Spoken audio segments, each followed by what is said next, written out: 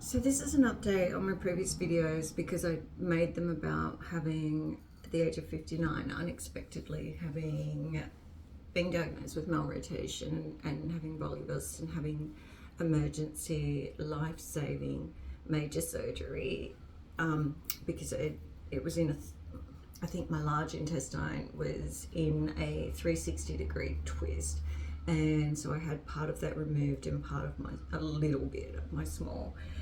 So I just wanted to talk about, because the reason I was making these videos was because I wasn't able to find a lot of other people who had adult accounts of what the process was like and how they healed. So I'm nearly 3 months, not quite, and it's been a lot. It's definitely been a lot. Oh my goodness. The biggest thing is it's been exhausting. It's been absolutely exhausting. I'll think I can do things and then suddenly out of nowhere I'll be overwhelmingly exhausted, especially in the afternoons. And then it went from happening quite regularly to happening like a few times a week. And so I'm not used to being exhausted, so that was a lot to deal with. The other thing is, so I joined the gym 6 weeks after the operation, and so I've been going for about 6 weeks, and it was really hard. The first time I went in the morning. I came home and I was really careful. I just did a bit of cardio and some other bits and pieces, not too much. I was really careful, and I just came home and slept, and then slept all night to the next day. And I got to the point where I could do 3 days a week. Now I can do like 5 days a week. And I still do minimal though, because what I noticed is, so because when you have this operation, the laparotomy, they put your insides back together, they put your muscles back together, and then they put the skin back together. So there's a lot of healing. So even though it kind of looks all right on the outside, well, not really, but on the inside, I'd noticed that if I did anything that was like pull down, it would pull, and it was kind of, I wouldn't call it really pain, more really uncomfortable, and it would stay that way for hours. So I had to be really careful. So I've gradually built that up, and it's been really good. And I'm kind of still hesitant to do anything very abdominal, but it's healing and it's getting better. So, and it finally got to the point after 6 weeks where I woke up the other morning, I thought, I can really feel this. I can feel that my body's getting stronger. And much as it's been really hard, it's actually been really worth it. So I would definitely encourage anyone, because the other thing is you have to understand that with, and I don't know about this, I've just read about it, but with most Melrotation, you are malnourished from some minerals or supplements or vitamins, whatever they are, that the body needs. So you're suddenly going to get more nutrition too, which is something I've really noticed. Like, look, my hair's sticking up on end. Oh my goodness. Biotin.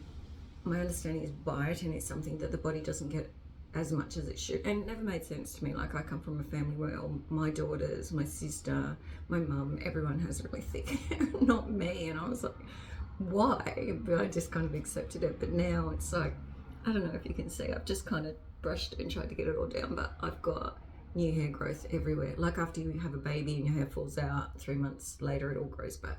So it's kind of like that. Which is ridiculous because I can't put it down. I've managed to get all the others down, but so that's been really interesting. I tried to put on weight initially because I'm obviously pretty skinny, and I've tried to put on weight, and I was able to put on maybe 2 kilos.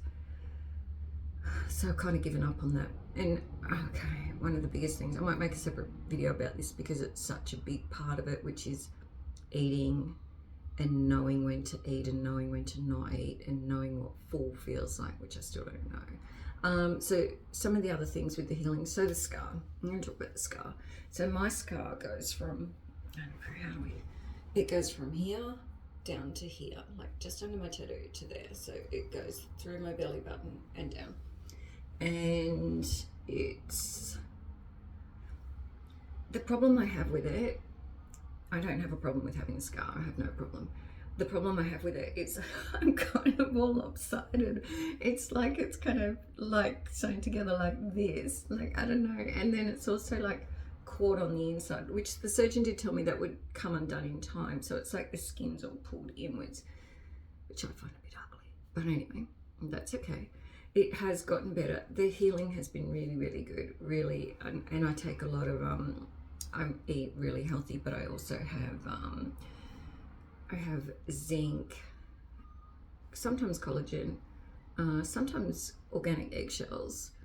Sometimes I also have diatomaceous earth sometimes, and I kind of mix it up. D3K2 because it's winter here, well, spring actually now, and although I'm going to the sun today, oh my goodness, flying to the sunny place. The other thing is high levels of vitamin C, vitamin B, and I just recently started taking a really good quality fish oil. But I don't take a very high dose because I'm not very big. But anyway, so that's, the scar itself is really, really good, really good. It's the way it's caught and the kind of puckering part of it that I'm not happy with. So, but it is healing really well. I sometimes when I went to the gym too, I would get pain on the inside, like I could feel, and this happens if I eat the wrong things too. I'm still very sensitive with foods. It feels like I can feel where the inside is joined. If I eat certain things, it might irritate it, so I just have to be a bit careful. So the scar, my plan, because I'm just girly, this is just my plan. I'm gonna keep going to the gym leave it for a year and see how it is, and then if I want to, I'll get it revised and work out what to do with it, because I've had 5 kids and my stomach hasn't really ever had an issue, but now it has an issue. So I'm like, oh my goodness, that's not so great, and I don't want that. So let's see what happens with that. Now, what else has happened with that? Hang on. So the main thing has been I still have to be careful with eating. I thought that would go away, and to a degree it has. But I suspect since this has happened that I've developed celiac disease. I don't know for sure. I'm going to get a blood test for it in a while, but I'm very sensitive to foods. But if I eat the right thing, it's really good. And so the right thing for me is basically keto and just limiting all the white things like potato, pasta, cereal, bread, pastry, all of them. Done. No. My body doesn't like them, and sugar. So if I can steer away from them and only eat between say 9:30 and at 6, it seems to do really well. The only other things I've noticed is I actually never realized how sick I was before, because I was so used to it. I'd had it my whole life, and to varying degrees it would come and go in its severity, but I actually didn't realize, and I had no clue how sick I was until I wasn't. And it just, I don't know, I don't even think day to day I even thought about it, because it just hurt all the time. Well, when I ate, and I was so limited. And I said to one of my daughters the other day, I'm like, did I ever talk about my stomach before? It's got dyslexia, so I forget things. She's like, oh my goodness, yes, all the time. You're always saying your tummy hurt. And so I probably did to family members, but yeah, it just doesn't hurt anymore. It's amazing. It's like having a disability all your life and then it's gone.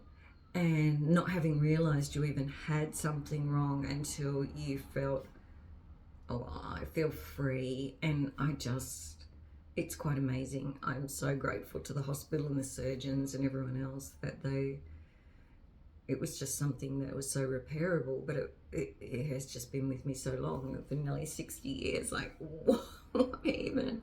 How does that work? But yeah, the biggest thing is the eating, and I'll do another video about that.